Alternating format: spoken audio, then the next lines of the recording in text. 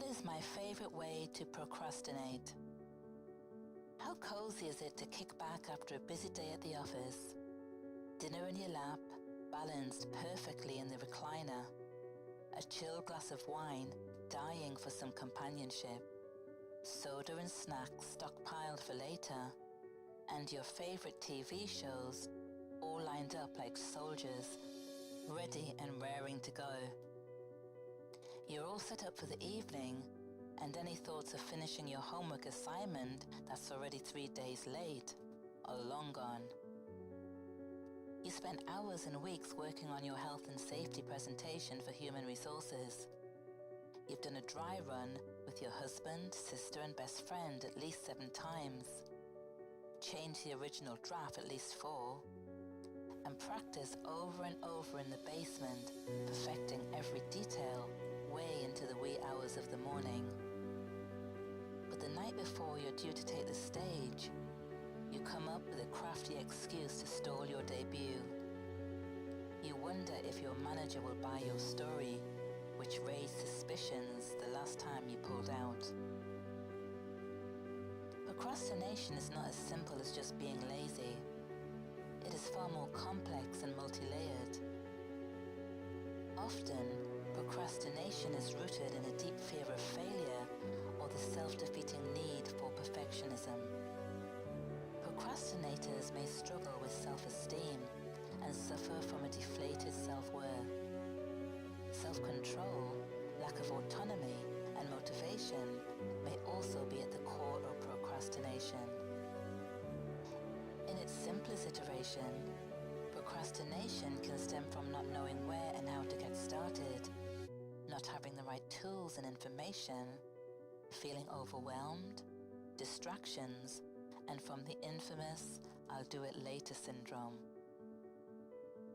Procrastination is a thief of time. The longer you procrastinate, the more time you waste. And once time is gone, you can never get it back.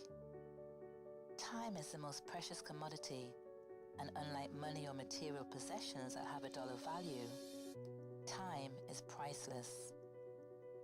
Procrastination is very alluring and easily justified by daily trivia and the regular distractions of life.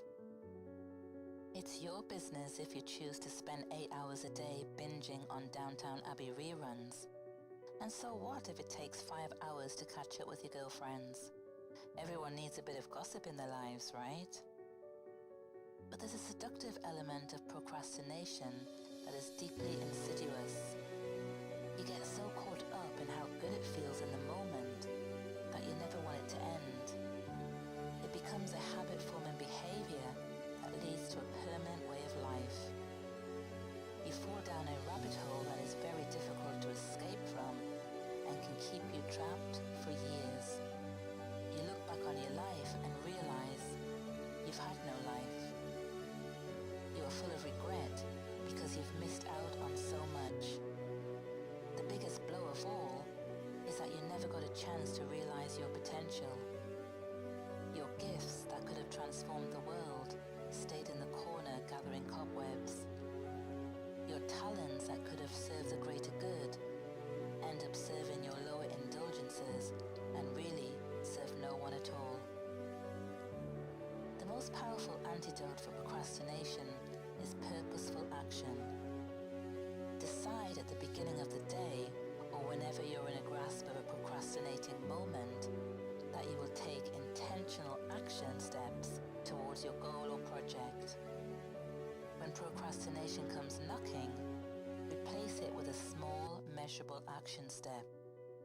Ask yourself, what is the best thing I could be working on? And if not, why not? Giving in to procrastination is a sure way to rob you of the meaning, purpose, and success you deserve. Most egregious of all, procrastination deprives you of the dignity that comes with working hard and personal achievement.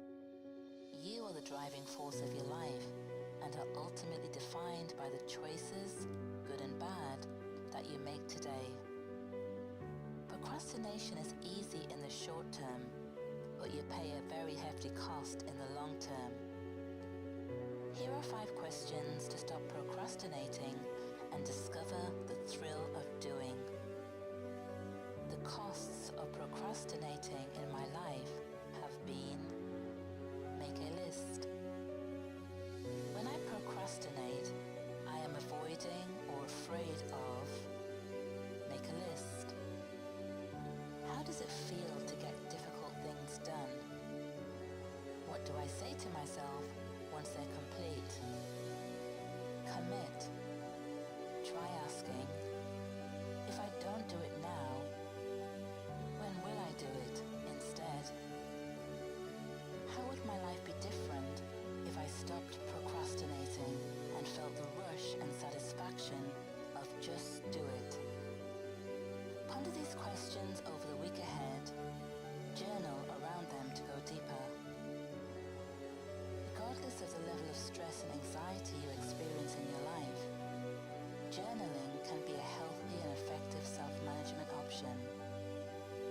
It provides a safe space to express your deepest feelings and thoughts, fears and furies, and deepens your understanding of who you are at the core level. Use journaling to identify negative thought and behavioral patterns and emotional triggers, and create an action plan to reduce their impact on your day-to-day life. Track your performance and progress, highs and lows, goals and achievements with daily journaling. Be consistent and have lots of fun.